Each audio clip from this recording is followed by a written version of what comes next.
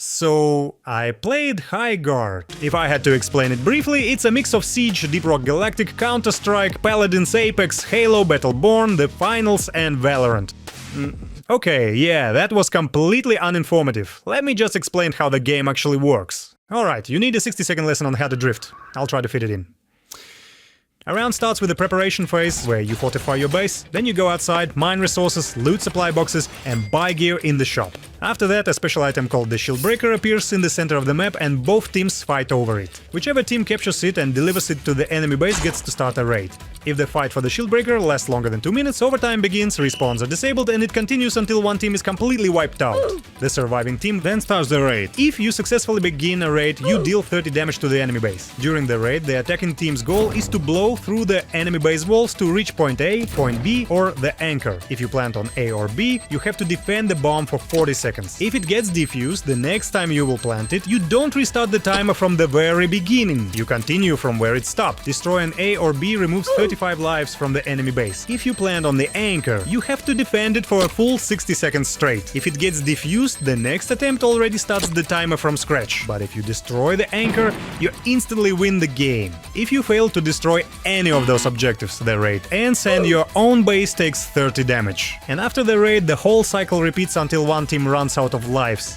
Time.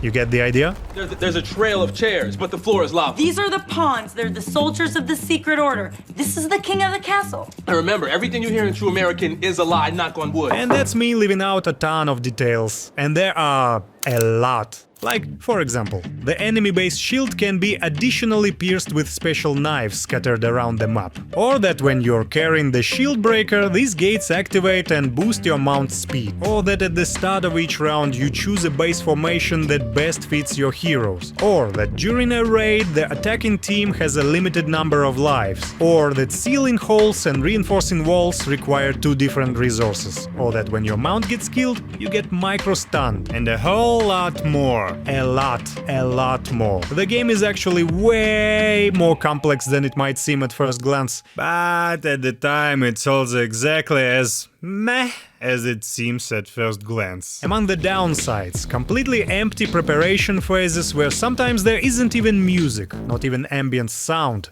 Nothing. A messy visual style that isn't unique enough to be memorable and also actively gets in the way during fights, because in the chaos of effects, watercolor-like character models blend into equally watercolor-like walls, or a lack of adequate lore, a lack of proper weapon impact, a lack of clear in-game explanations for its own systems, a lot of Jeff Keighley being in the marketing, but not complexity.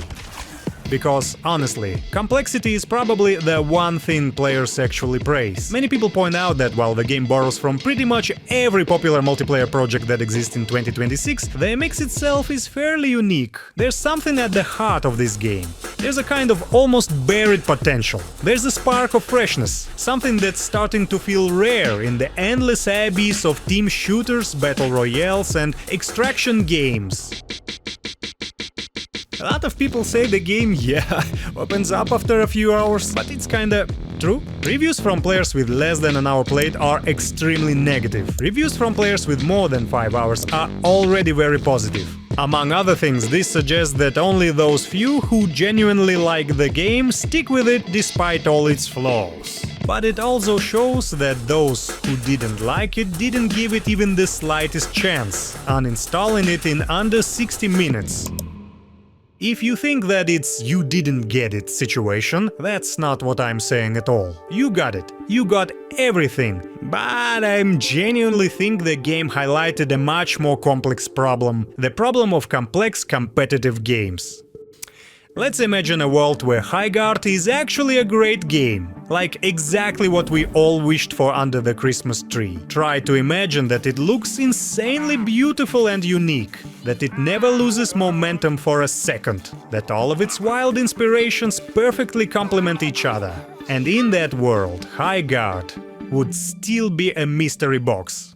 Because to reach a truly deep understanding of the game, the first couple of hours wouldn't be nearly enough, maybe not even 10. to figure out which base setup works best, which hero is most effective in which phase, which guns are actually strong, which perks fit your playstyle, and how to make all of that work with your teammates. Because winning a round is basically a three-body problem.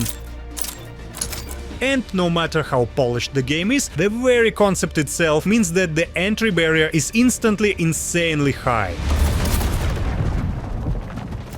In games like this, to reach those so-called diamonds, you have to fully invest yourself, stock up on patience, and sit there studying every single system, even if it feels counterintuitive. There's a chance that eventually you'll understand the game and you'll be like, boom, and everything clicks, and suddenly there's gameplay full of possibilities, tactics and variations, something you're ready to drown in for dozens of hours. But there's also a chance that it won't happen.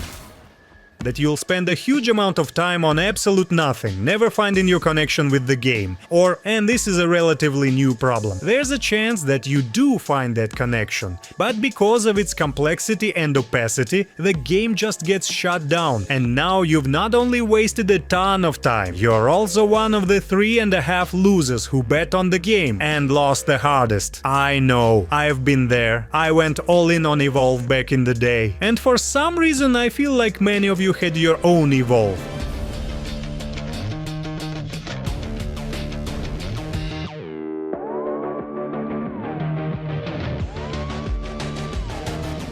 And that's exactly what I want to talk to you about today. About interesting concepts, about missed mechanics, sometimes about entire games you've barely know or never heard at all, because they inevitably lost the fight against simplicity. Because for many players, limited by time, money or mental energy, and by that I mean the brain fatigue after a long workday, which honestly applies to almost everyone.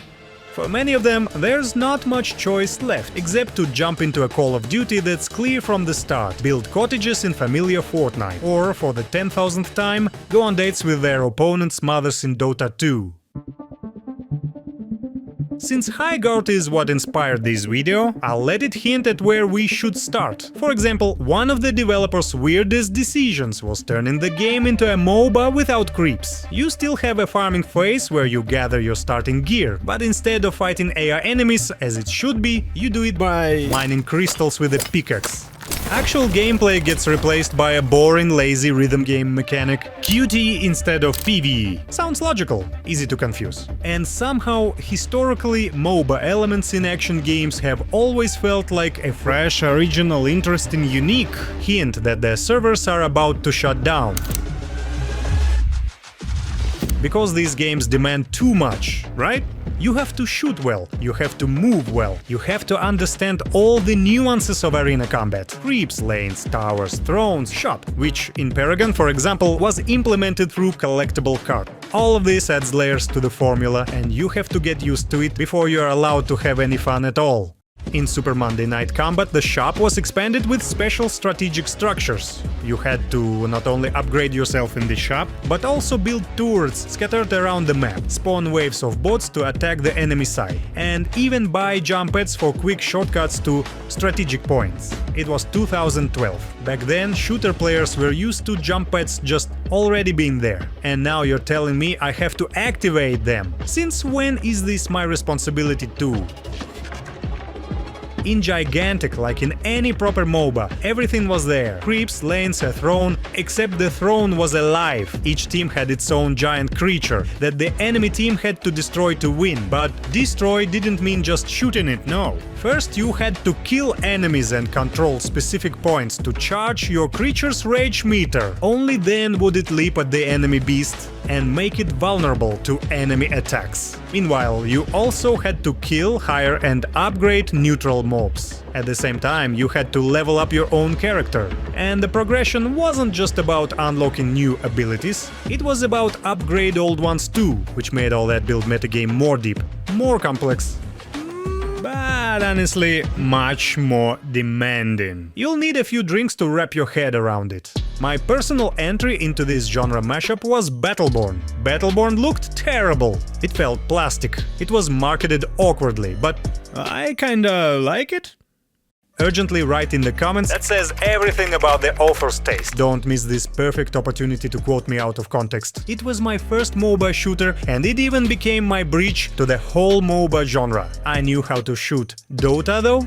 Not my thing. Battleborn offered the full strategic depth of one genre, while keeping the action and pace of the other one. And for a while, that originality really kept me hooked. But coming from Unreal Tournament, Battlefield and Counter-Strike, I'll admit, it was really hard. First of all, the progression was non-linear, 10 levels. Each level unlocked a new ability, and not just one, but one of two new abilities. So literally at every level you had to choose between two options. Even ultimates came in pairs, which meant constant searching for the optimal build, from match to match, from hero to hero, and there were 25 heroes in total. Meanwhile, Overwatch released the same year. First ability, second ability, ultimate, just press buttons on cooldown. Second, the rules themselves were very complex. Okay, I mean, destroy the small robot, then destroy the big robot. Niches. Sure, sounds simple, clear from minute one. But of course, there were nuances.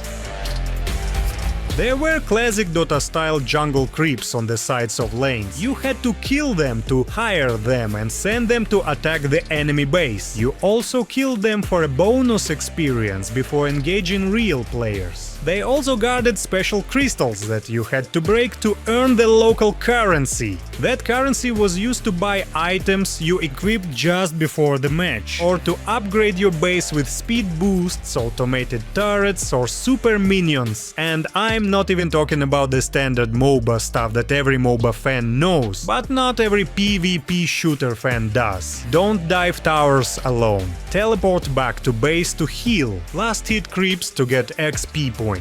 Meanwhile, Overwatch released the same year. Here's the payload. Push! Randy Pitchford later admitted himself that comparing the two games was basically unavoidable, and that Overwatch's proximity definitely affected how Battleborn was perceived, and sure it did. Players chose the prettier, more pleasant, more polished, and more simple option. So, yeah, for MOBA fans, there were proper MOBAs. League of Legends and Dota were doing great back then, and they still are. For hero shooter fans, there was Overwatch. Simple, clear at its core, and it wiped out both Gigantic and Battleborn. Then Fortnite came out, also simple and easy to grasp, and it wiped out Paragon. There are a lot of videos about it. Later, the same fate hit Master x Master, where the player could switch between two heroes mid-match, and Heavy Metal Machines, which was literally a MOBA with cars. Have you ever seen a MOBA with cars? I haven't seen a MOBA with cars, and in the end only Smite survived, recently even making it to a sequel. But that's largely because it was almost a pioneer. It was easier for it to fill the niche early on, without direct competitors, and built a loyal audience from very beginning. And second, survived is kind of a strong word. The game is in rough shape, and it has a whole collection of problems of various sizes. Actually, all of these games do, and it's worth saying again, the deal wasn't only, or even mainly, about complexity. Monday Night Combat suffered from repetition and lack of content. Gigantic ran out of money too fast, and support started falling apart too early. Battleborn split its audience by offering too many different modes, including a single-player campaign, and it confused and, in the end, divided the potential audience. Paragon is probably the clearest example. Almost everyone liked the game. But then a new, simple, easy-to-understand Fortnite showed up and pulled the entire audience away. So Epic just stopped doing anything with the MOBA, and left a Gora-shaped hole in a lot of people's hearts.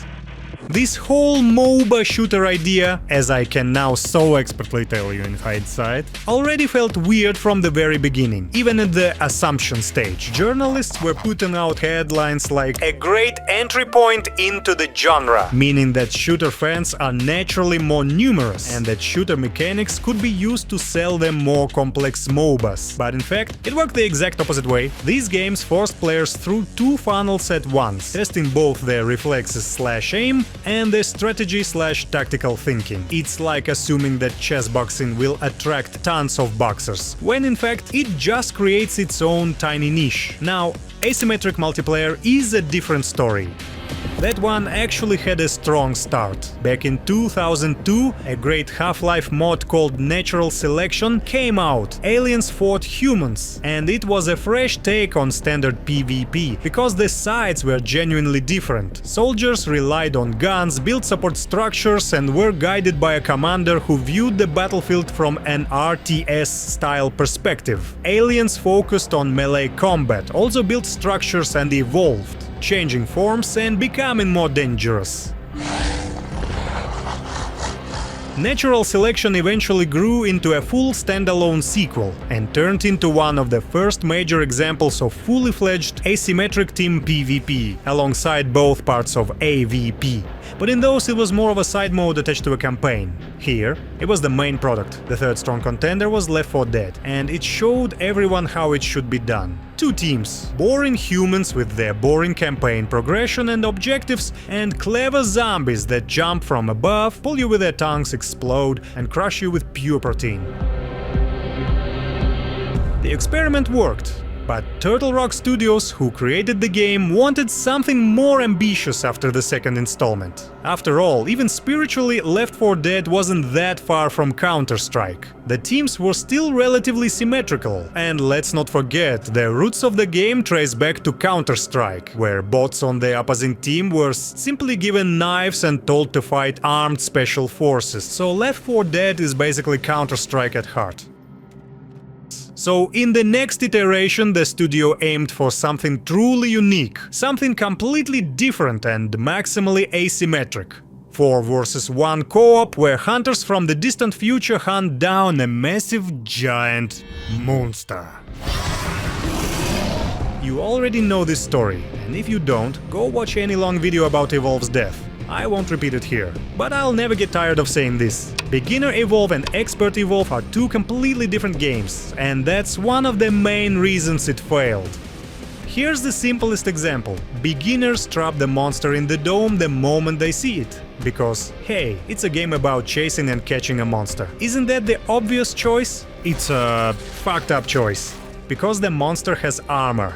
And unlike health, armor can be regenerated. If you trap it immediately, you'll probably break the armor and barely scratch its health. Then the dome drops and the beast runs off to lick its wounds. That means he'll come out of this fight with little to no losses. But if you catch up to him first and force a fight, you can deal a lot of damage. And just when he starts losing ground, bam! Trap it and finish the job. And that's all. That's the clear difference between beginner and veteran Evolve tactics. It's the difference between "this is boring, we just run after tracks for 20 minutes and die in the first fight," and making constant decisions every single second, based on sounds, broken trees, and knowledge of the monster's favorite feeding spots, actually playing a tracker instead of waiting for the monster to happen to you. Combat has tons of nuances too.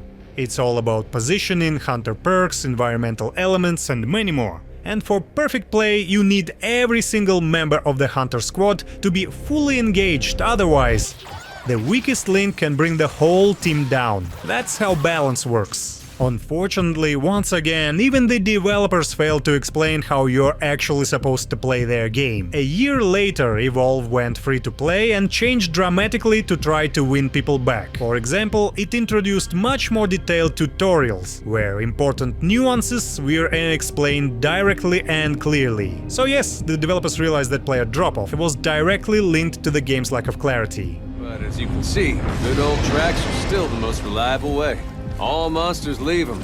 But the train had already left the station, you don't get a second first impression, and the game collapsed under the weight of its own ambitions, and of course under the weight of microtransactions and the publisher's pricing policy. After that came Nosgoth from Psyonix, which also went all in on a bold concept. Just listen to this combination for a second. The developers of Rocket League decided to make their own Left 4 Dead set in the Legacy of Kain universe. Sounds amazing on paper, right? On one side you had vampire hunters, on the other side, well, actual vampires.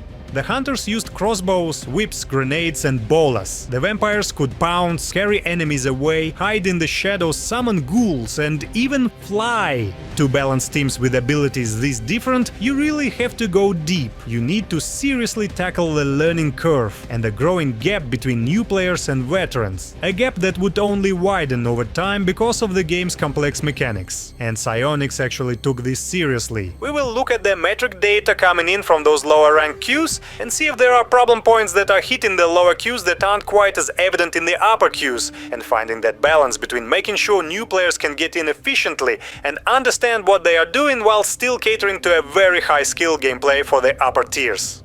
It ended exactly the way you'd expect. The game stayed in beta for a year and shut down, because Vampires vs Hunters turned out to be a much more complicated concept than car, another car and ball. So Psyonix dropped the ambitious experiments and fully focused on bringing yet another DeLorean and a family Dodge Charger into Rocket League. And history repeated itself almost word for word. Death Garden, from the developers of Dead by Daylight, struggled for 2 full years. Even though on paper it was basically Dead by Daylight, just with extra steps. You still had a hunter and survivors. Only now there were 5 of them instead of 4. And instead of repairing generators, they had to collect blood from corpses and bring it to a special bank to unlock the exits. Sounds familiar so far, right? Extra steps came from giving both sides more tools. Hunters now had to do more than just hit survivors, they actually had to shoot them, restocking ammo in special crates. They could also place traps and deploy drones to track enemy movement. Survivors had to shoot those drones down, throw smoke, hack crates to activate abilities and constantly run and parkour. In other words, DBD turned into a full-fledged action game. The standard formula became overloaded with variables, and then you multiply those variables by 5, because the game is team-based. And you end up with a project that was simply too complex, one that never recovered even after a relaunch attempt. The game was heavily focused on teamwork. For some players that was genuinely appealing, but many others felt overwhelmed. You'd start a match, try to learn the team-based rules, and at the same time feel a huge amount of pressure and responsibility. And the developers of Friday the 13th followed almost exactly the same path. The Friday itself was pretty mediocre. Well, to be fair, it was decent fun for a couple of evenings, but it quickly became clear that structurally the game was extremely simple, and beyond hide-and-seek and endless screaming, it didn't really offer much in terms of gameplay value. So in their next project, Predator: Hunting Grounds, the developers decided to complicate things. Both humans and predators now had classes, weapons, perks and gear. The humans also had a bunch of objectives besides killing the predator. Fighting the local cartel, burning plantations, defusing bombs and so on and so on. The predator meanwhile had to listen carefully to sounds, scan silhouettes in infrared vision and, most importantly, master the movement system to even stand a chance against a coordinated squad. It wasn't exactly a masterclass in game design, but it definitely had its own charm. If you wanted to feel the atmosphere of the movies and step into the shoes of your favorite heroes or villains, 1999, 2001 and 2010 AVP weren't quite enough, because in those games humans and aliens were still balanced against each other. Here, however, it was pure predator versus prey dynamic.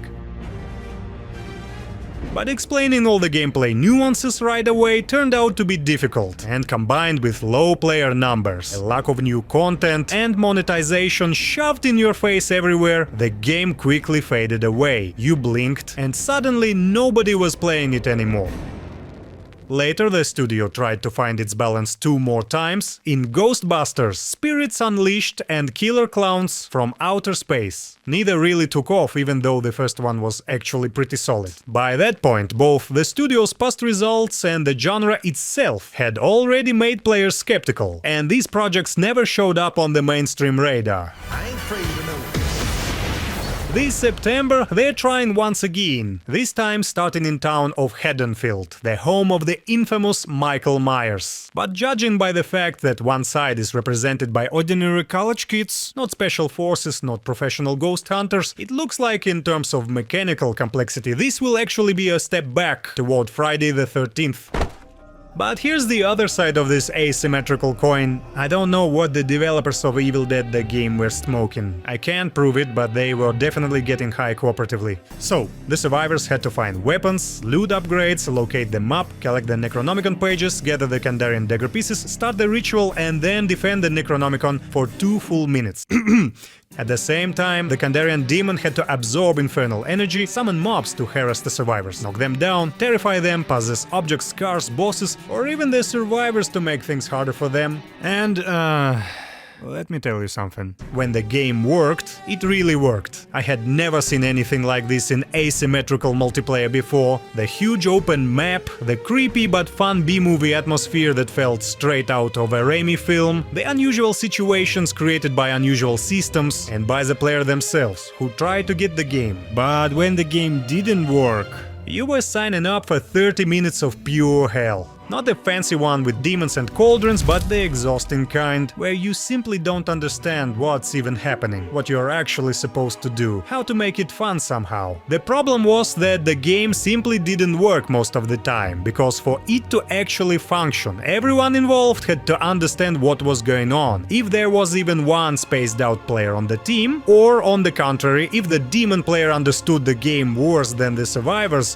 one side would completely steamroll the other. And the problem only kept getting worse with every day, every hour, every second. New players ran away in panic while the veterans kept sharpening their skills. Anyone who showed up even 2 weeks late was faced with such a massive skill gap that no matchmaking system could ever find them an opponent of equal level, out of the 7 remaining tryhards still playing the game. And eventually even the developers themselves acknowledged this issue. It's always difficult jumping into an asymmetrical game, being on a team, you know, being new, especially when a game's been out for a while, not really knowing what to do, you feel nervous, your teammates yell at you, you feel like you ruin it for everybody. A year later, the player base dropped to 0 with no chance of recovery. And a very similar situation happened with the also quite intriguing The Texas Chainsaw Massacre. The premise is simple. 3 killers hunt the victims try to escape the house. That's it. From there, though, things get more complicated. If the victims make too much noise, the grandfather in the basement starts screaming, revealing their positions to the killers through walls. If you feed him blood, he becomes even better at tracking them. The victims have to loot, open shortcuts and search for an exit, either quickly or quietly. You know what happens if you make too much noise. One killer can place extra locks on doors, another can poison items, a third sets traps. Meanwhile, the victims can crawl through tight spaces, hide and create distractions. Overall, it's very similar to DBD, but expanded through the complex layout of the house, the road design inside it, and the presence of 3 killers instead of 1 on top of that. And if you read reviews from players who actually pushed through the learning curve, you'll see that the asymmetrical horror formula here genuinely feels fresh. The lack of knowledge makes you feel like a real victim again. And with enough skill, matches can feel both competitive, like some kind of sport, and immersive, like a good tense horror movie.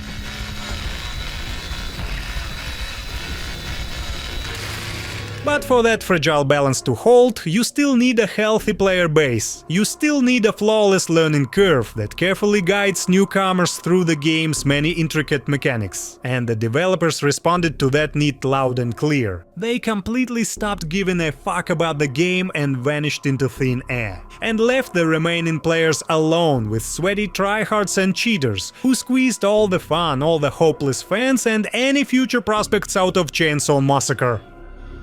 So in the end, asymmetrical multiplayer turned out to be too complex for the mass audience. But this isn't the only genre that players struggled to handle. There's another one, buried deep in the archives of gaming history, one that many modern players have never even heard of. It's a social stealth. By and large, the first game that truly planted its flag in this genre was The Ship. One vessel up to 16 players, and each of them is someone else's target. No one knows what their killer looks like, no one knows what their victim looks like. At least not until they talk to them or figure it out through clues. The game updates your target's last known location every 30 seconds. The pieces are set on the board. Tres, dos, un, not so fast. Before you go full Agatha Christie, you need to know something. First of all, you have to pick the right weapon to kill, because some tools give you much more points than others. And you still have to find that weapon somewhere. You're not Agent 47 bringing your own gear, you're just another cruise guest. You also have to kill carefully. There are cameras and guards watching you, and if they catch you, you'll be fined or thrown in jail. Kill the wrong person, fine and jail. And the decks are full of NPCs who imitate real players, so making a mistake is very easy. Run out of money and you're kicked from the server. No, we're not done yet. You also have 8 needs: food, drinks, entertainment, socializing, hygiene, sleep, and yeah, both kinds of bathroom breaks. Miss even one of them and you're in trouble. Don't sleep enough and you'll pass out, don't eat or drink and you'll die. Ignore your nature calls and you'll slow down. You have to constantly watch yourself. You can disguise yourself, you can set up accidents for your target, you can bribe guards, and a lot more. Yes, it's a long list of nuances, but that's exactly what made the ship so unique. It created moments where you sneak up behind your target, they turn around and you pretend you were just passing by, you're just another NPC. Moments where you kill a suspicious guest thinking it's your assassin, only to realize it was just a late player running to the bathroom. Moments where everything goes perfectly, but you lose because you forgot to lie down and rest. And that made the game hard to get into. The ship demanded that you study it. The ship demanded patience. Because, well, you are not Russian bee, you are not farming creeps on the meat. You were slowly learning the environment, the layout of the ship, the visitors, and only then creeping up from behind, hiding your intentions, planning something truly awful. That was the patience of ADHD players snapping. Players who want instant blood, who want to see the world on fire, who want a BFG pentakill right now. No, the ship demanded far too much before giving anything in return. The studio learned that lesson and made a spiritual successor, the Bloody Good Time. Same idea, but now a movie studio instead of a cruise ship. Compact sets instead of massive liners. No money, only score. Not 7 needs, but just 3. Sleep, food and bathroom.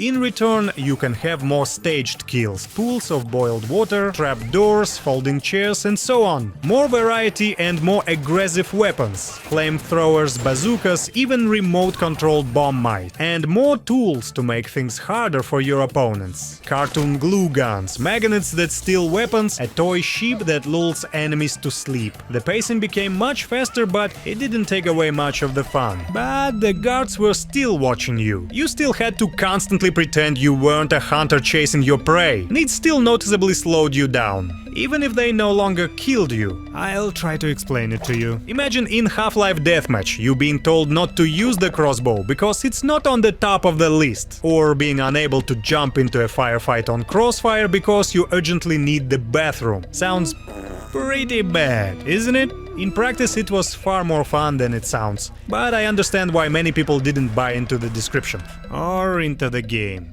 and the studio shut down.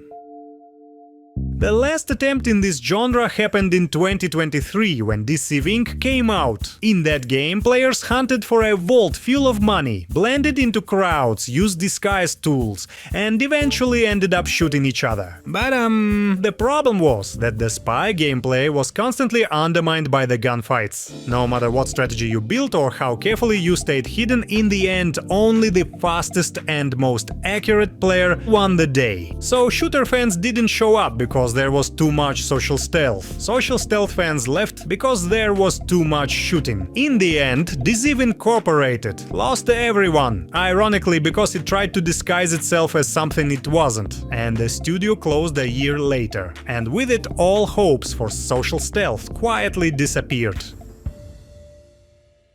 So far, we've been talking about entire genres, but over time, even complex mechanics themselves started to fade away. That pushed your gameplay just a step beyond simply run and shoot. For example, crafting. In a very broad sense. In Loadout, we crafted our own guns. In RoboCraft, we built our own robots. In Galactic Junk League, we crafted vehicles. In Block and Load, we built bases. In Worms Forts, we constructed fortresses. All of these games shut down. Well, except Worms. That one wasn't purely online, so it just simply failed instead.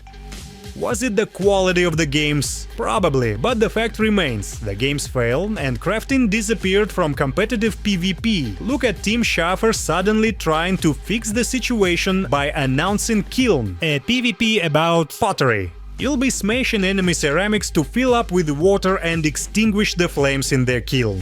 But the vessel itself is entirely up to you. You're your own potter, shaping your gear in an editor. The size and form determine your class and functionality. But something tells me the lifespan of such a game will be extremely, sorry about that, fragile. I'd give it a year and a half at best. Another huge barrier to entry turned out to be verticality.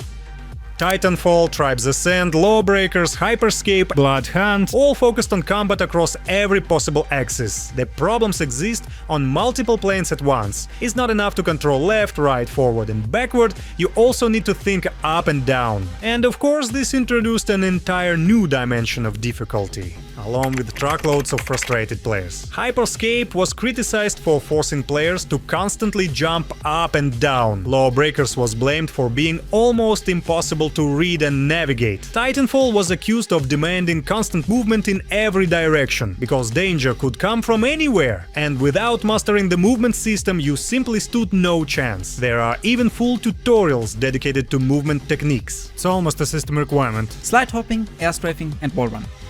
Understandable, that feature was both a weakness and a selling point of all of those games. And I mean, unique? Absolutely, a selling point? Not so sure. The only legacy from all those closed projects today is Apex Legends, which heavily simplified Titanfall's verticality and made life easier for players who voted for that comfort with their time and attention. And since we're talking about Titans, vehicles. There was a time when we piloted Titans, Warthogs, Havocs, Mantas, Strog tanks, and a whole lot more. Entire PvP modes were built around vehicles. And again, it seems that it probably overloaded players with extra responsibilities. It wasn't just about knowing the maps, knowing the guns, knowing the tactics of gunfights. You also had to pass your driving test in a Dark Walker. Вражеский темноход!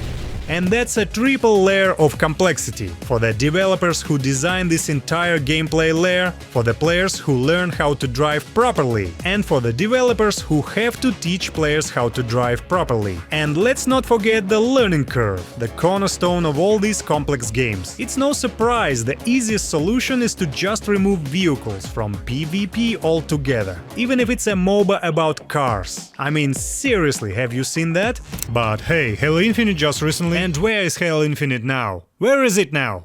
Exactly. The only game still trying to keep the vehicle PvP dream alive is Battlefield, but in it I can clearly see the roots of the problem. Vehicles sometimes left unused at spawn because players are afraid to waste them and throw the match. And when someone finally gets in, it turns into a debate over who should take the wheel. And don't even get me started on jets and helicopters. It's a 50-50, either a pro or a kamikaze. There is no third option. Yeah, vehicles are difficult. Let's raise the bar even higher. And remember the concept of complex objectives. Nowadays objectives are simplified so much that even your grandma could understand them. No offense to your grandma.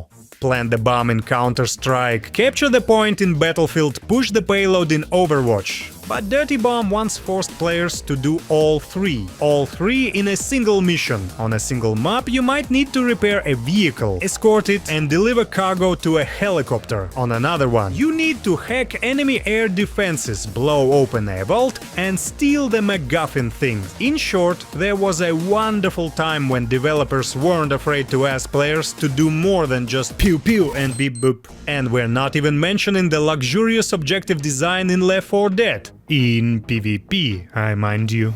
Now let's take those objectives out of a narrow Counter-Strike choke point and put them on a massive battlefield. And remember a dusty old example like Quake Wars. There you had to, say, build a bridge, hack a system, plant explosives, all in a single round. Depending on the faction, those objectives would flip.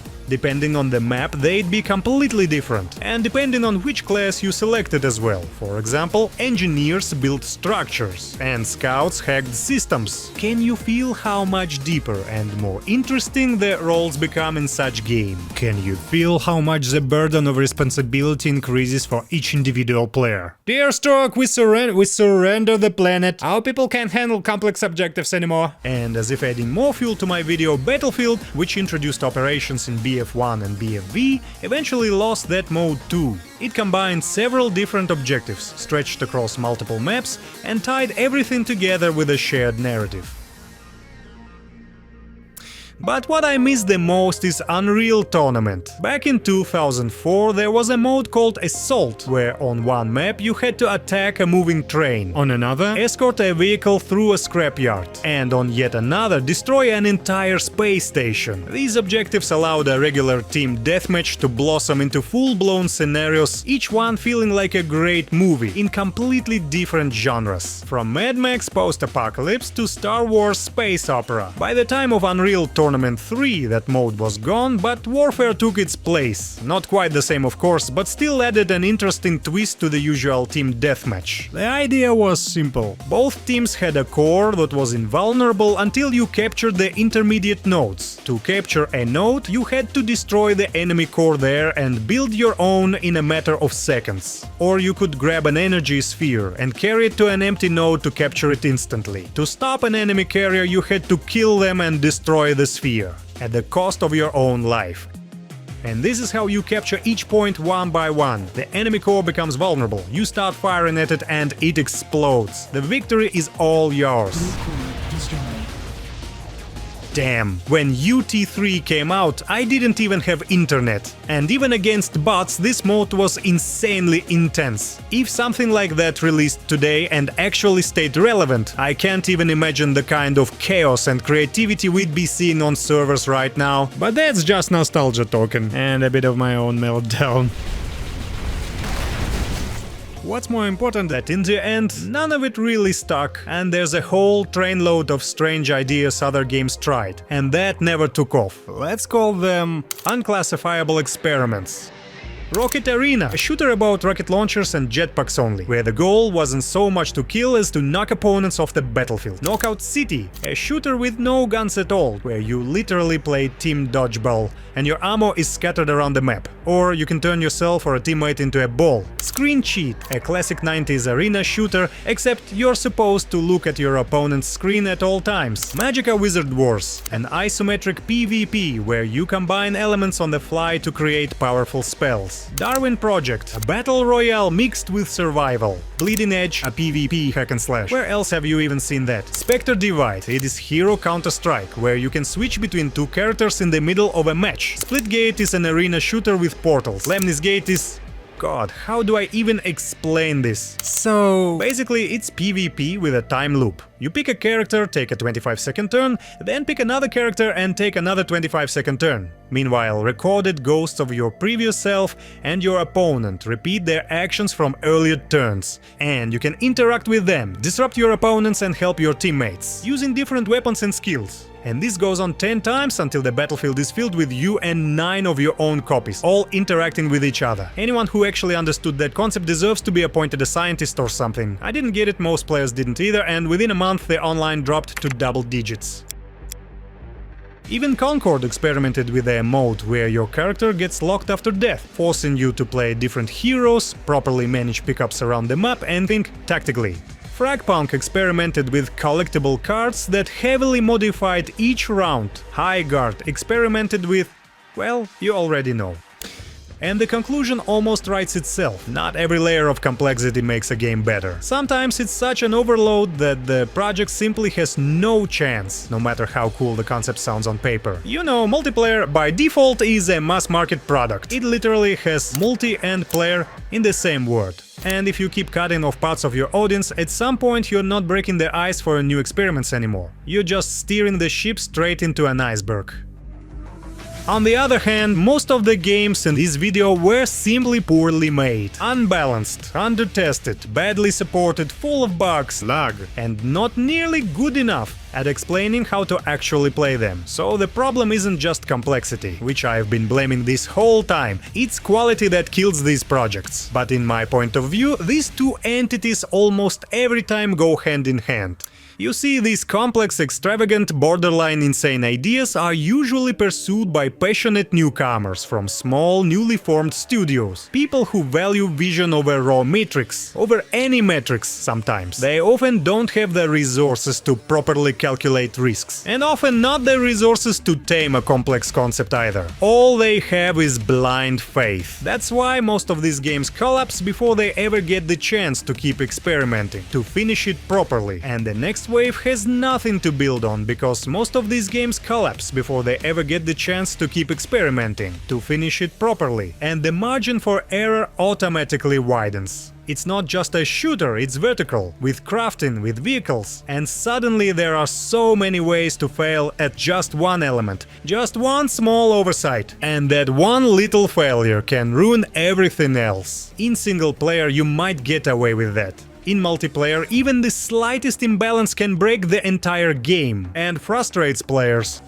Meanwhile, on the other side of that enthusiasm, more pragmatic, experienced and larger developers cut these risks off immediately. Maybe they kill the idea at the prototype stage. Maybe they try, but then quickly read the metrics and return to something proven, understandable and polished. Come on, judge for yourselves.